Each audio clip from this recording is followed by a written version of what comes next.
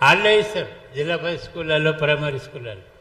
అంటే బిల్డింగ్ లేక గుడిసెలో ఉంటే ఆ పరిస్థితి ఉంది. బిల్డింగ్ కూలిపోతుంది అనే పరిస్థితులు ఉన్నాయి. మేము అక్కడక్కడ తిరిగినప్పుడు చెప్తాం, మరే బిల్డింగ్ పోతుంది, ఇబ్బంది అవుతుంది, మీ ఎమ్మెల్యేకు రికమెండేషన్ చేయమని హెడ్ మాస్టర్కి చెప్తాం.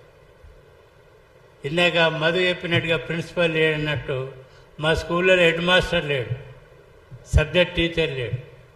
వచ్చినా రాకున్నా హిందీ తెలుగు ఒకటే టీచర్ చెప్పాలి. సార్ నాకు తెలుగు రాస్తారని హిందీ అన్నా, నాకు హిందీ రాదని తెలుగు టీచర్ అన్నా బలవంతంగా వాళ్ళతోనే చెప్పిస్తాడు head master. Head master post లేకుండా ఒక్కొని హెడ్ మాస్టర్ అంటారు. కొద్దిగా సీనియర్ ఉన్నాయన్నో, కొద్దిగా హుషారు ఉన్నాయన్నో, కొద్దిగా తెలివడిగా మాట ఉన్నాయన్నో నువ్వు హెడ్ మాస్టర్ అని చెప్పి ఆర్డర్ ఇస్తారు.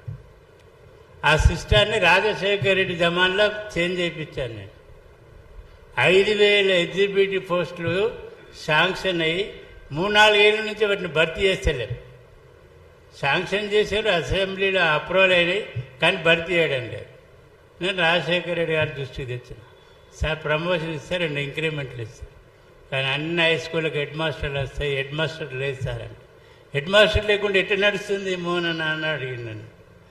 మరి అట్లనే ఉన్నది సార్ ఒక్క స్కూల్కి హెడ్ మాస్టర్ అంటే.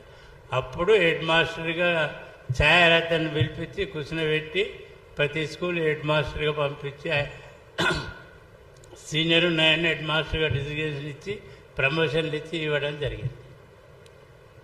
అదే రాజశేఖర రెడ్డి గారి దృష్టికి తీసుకొచ్చారు. సార్ ఒకటే టీచరు అన్నీ చెప్పడం, సబ్జెక్టులు